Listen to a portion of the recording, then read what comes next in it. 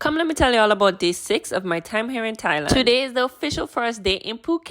We started off with a slow morning because even though I was pushing through, I was still feeling a bit under the weather. Just feverish and lack of energy, but nothing a quick phone call to the other side of the world to talk to your family and friends can't even if it's for 10 minutes. But we left the hotel to go get some breakfast, and y'all, the first thing I noticed was this tsunami hazard zone outside. So Phuket is kind of the beachy, relaxation type part of Thailand. It's also the area that got severely hit by the tsunami back in 2004. This section got severely damaged, but to be honest, you can't tell any of that now. Place is bumping and busy with tourists from all over the world, let me tell you. We were walking to go grab breakfast. There were so many things that stood out to me, and actually so many things that I found were very similar to back home. A perfect example is these fresh foods. Half of them we do have home in the Caribbean, half of them we don't. So we walked up to a place called Mood for breakfast, where I got some tea and decided to be healthy and get this chia seed pudding thingy. This was my attempt at having some form of healthy food, and also hoping it would help me to feel better. Indiana ordered the shakshuka, and I was jealous, man, because when I turned my chia seed pudding thing, it ended up looking like bird food. But I ate it anyway. Chirp, chirp. Shortly after, both Aleka and Ariana joined us because this was supposed to be a work day as well. Part of which was to figure out what activities we were doing in Phuket because we had no plans up to that point. This was Ariana's breakfast. The thing ton up. Look upon that shrimp. It was so ton up that the resident cat realized, and he was there cooping her food, man, but he didn't get any nut today. After a bit of back and forth research, we decided on what time in Phuket would look like, and we had big plans. Love to see After that, we split up, and Indiana and I went to go look about how to go to the Fifi Islands. But before we did that, we said, let's get a foot massage, man, because why not? As you can see, I was very low energy, but a foot massage never hurt nobody, and it was happy hour, so it was cheaper than normal. Also, if you're ever in Patong Beach, I would definitely recommend this place for a massage. Look, they give you water and cookies when you're finished. Cute! So it was our job to actually research which tour we're going to take to go to the Fifi Islands. Y'all, there were loads. The ladies at the massage parlor recommended we go right to one the quarter and say hi to Good. Yes, that's her name. She was so nice and helped us choose the right tour for us. She set us up with a great price and with a local tour company. We love that.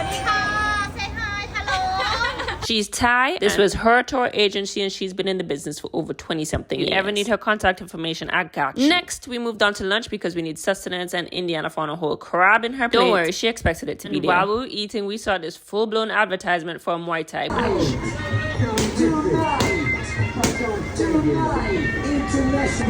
Most devastating martial arts. Every day these trucks are going around with loudspeakers and inviting you to these After lunch though, we went back to the hotel. I could nap and conserve my energy because tonight we had plans to go to the night market, and I needed to be in As we walked over to go meet with the other girls, I saw fish nibbling at people's feet, fresh seafood right there and available on the side of the road. There's plenty of people in action, but at this point I was just like, where am I going? 2 seconds later, we buck up on the security for the hostel they were staying at. Yes, I'm referring to the cat because he always in front of it. As soon as we sat down to wait on the car that would take us, the sickness just hit me like a ton of bricks. They could see my face and they were like, no girl, go home in your bed.